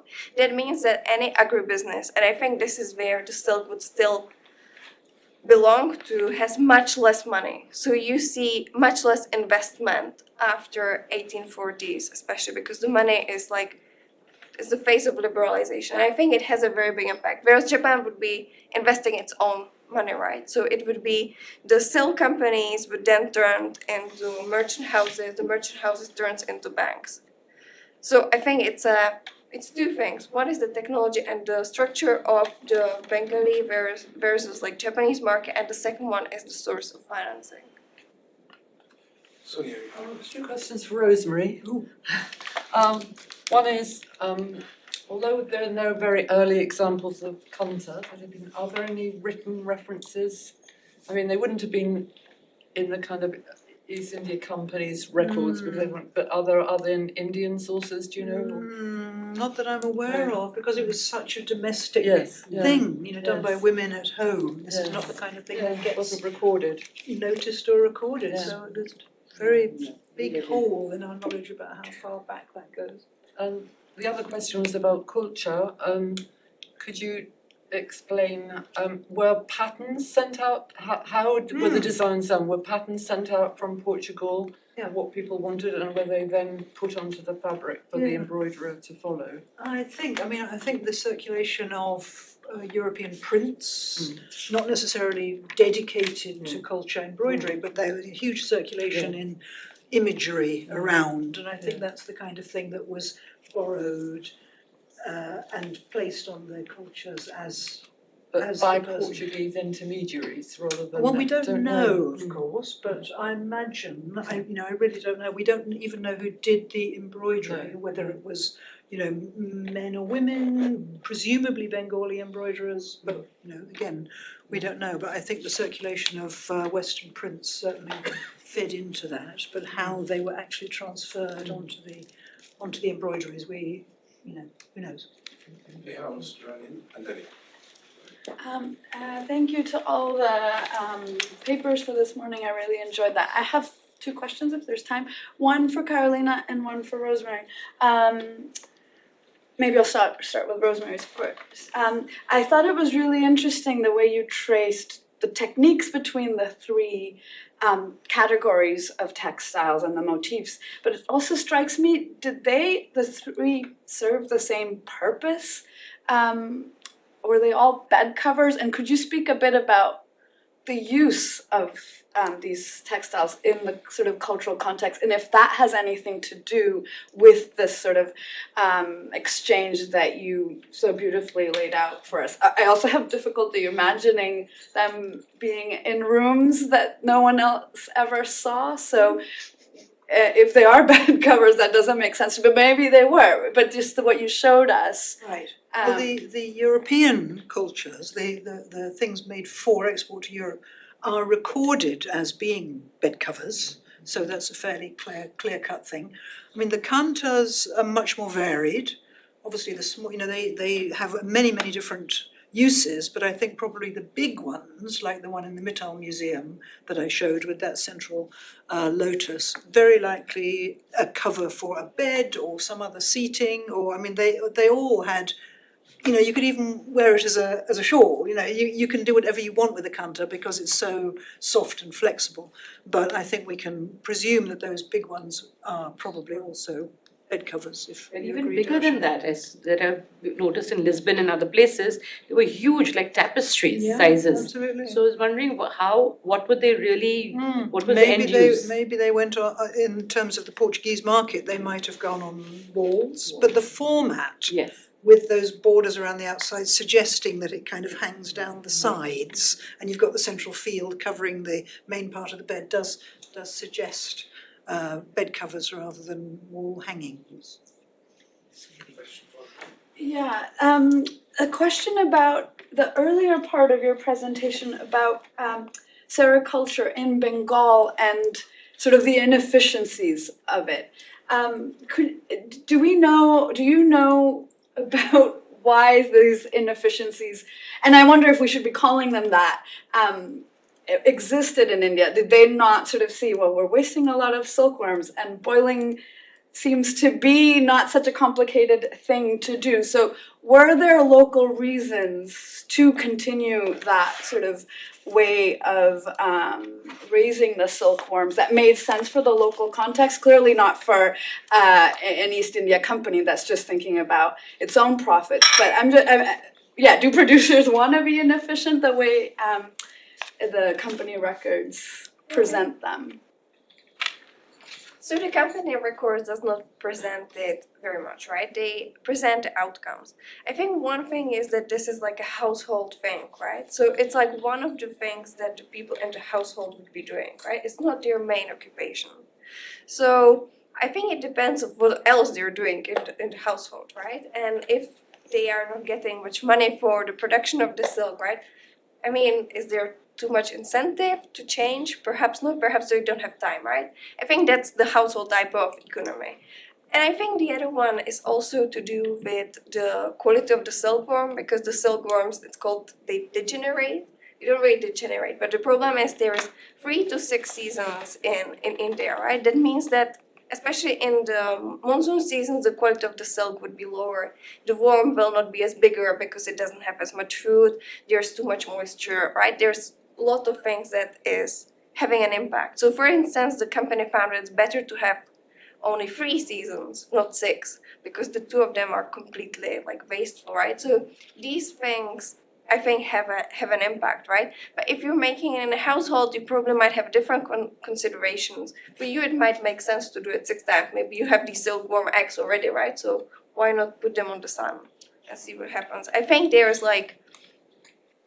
might be a mismatch in what the household might see as a goal and what the company sees as a goal. So, yeah. The last one. Yeah. Okay. Yes, please. One comment for Sonia. I would remove the slide that showed the Kandyan chiefs. Because what they're wearing is not from Bengal. No. It comes from Tanjore and from Madurai area. Thank you. And that's fairly well documented. Thank But it you. was a beautiful picture. I took it from the book. I was trying to increase the range, but thank you, I take the point. Hope everybody heard that. Thank you very much. I need a couple of minutes to before we break, so I thought we should conclude this session here. What I wanted to say is that, well, first of all, thank you, the speakers. What you have heard just now and what we continue with after the coffee break is the academic part of the program, which is closer to the spirit of the book, closer to the spirit of the department and LSE that's hosting it. So we have experts talking about scholarly work or subjects. What we do in the afternoon is a completely different experience, and that's focused on objects, actual objects, processes, workers.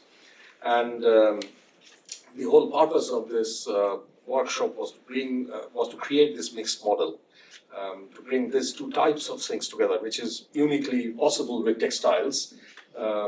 I'm not sure whether any other product fits this model so well. But before we move to the next part of the academic program, and then eventually after lunch to the other mode, I have to say that there are three partners that I want to thank, and I'm a very disorganized chair always, so I forgot to do this. The first partner is Dr. Nia Zaman, who is one of the editors of this book. She wasn't able to be present here, but of course we miss her presence here, and she's been an extremely good contributor and a good team player. The second partner is my department, Economic History, which has been extremely supportive for this enterprise in varieties of ways. We'll have a fuller set of thanks where we actually mention names, so I'm just mentioning the organizations which are involved. The third partner is the Research and Innovation Center within LSE, which I think this mixed model had a particular appeal for them. And they have been engaged with this enterprise very deeply and with a lot of support. So I'll end there. I'll leave you to the coffee break. I think we have about 25 minutes. Yeah, we'll come back at, what time is it now? Yeah, so we're coming back to noon, yeah, okay, so 12 o'clock.